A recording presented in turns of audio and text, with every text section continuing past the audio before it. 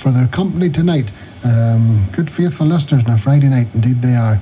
And it's nice to have your company. It's nice to have all your companies. It's 9:37, and I hope you've been here since 8 o'clock. If you haven't, get off your televisions now. It's not too late to enjoy the crack. Hello to Bruce Leslie up there in Antrim, listening to the show. He says he knows who the good-looking one is. That's going to start another row now. You see, Colin, you have started a row. Well, I'm sorry about that, Mark. I didn't mean to start. Well, I was going to say it's not your fault, but really you are to blame, because Mina is the type. Mina thinks she is a raving beauty.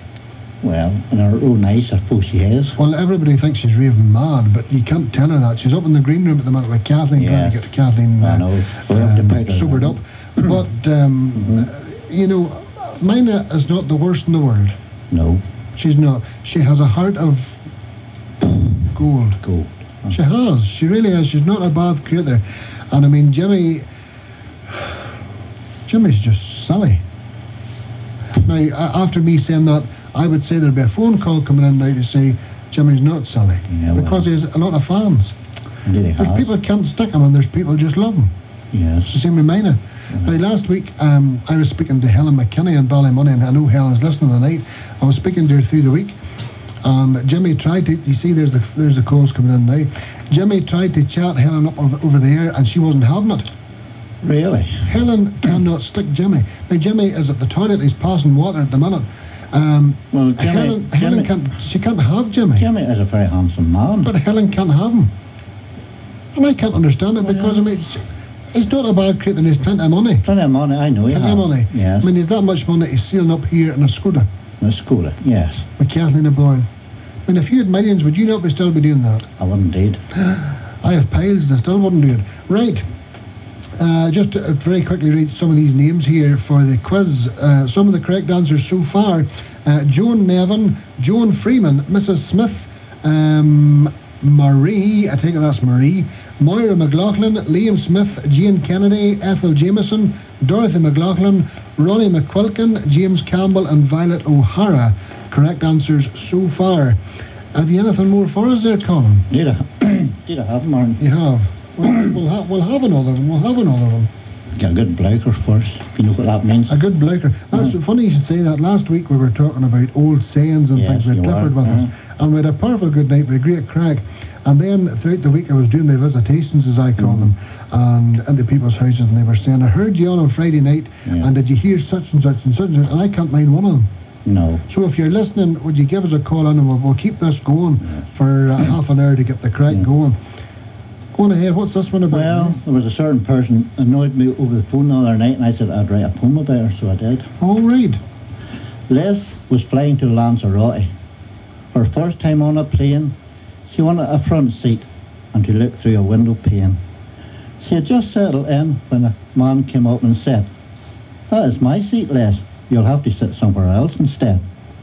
"I'll not be sitting," said Les. "Oh yes, you must," said he. "Go and get lost," said Les. "This seat belongs to me."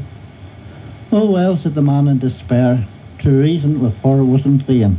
That is my pilot's seat, so you will have to fly the plane." So Les shifted herself, and the plane headed towards the sun.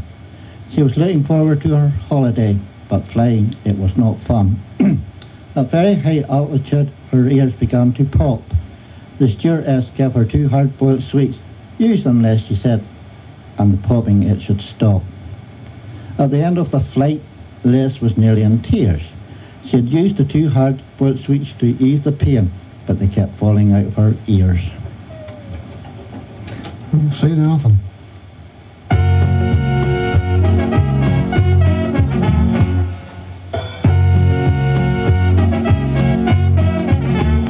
In the Bible, 1,000 years BC, there's a story of ancient history about a fella as strong as he could be, till he met a cheating girl who brought him tragedy. Oh, run, Samson, run, Delilah's on her way. Run, Samson, run, you ain't got time to say. Run, Samson, run, your march you better stop.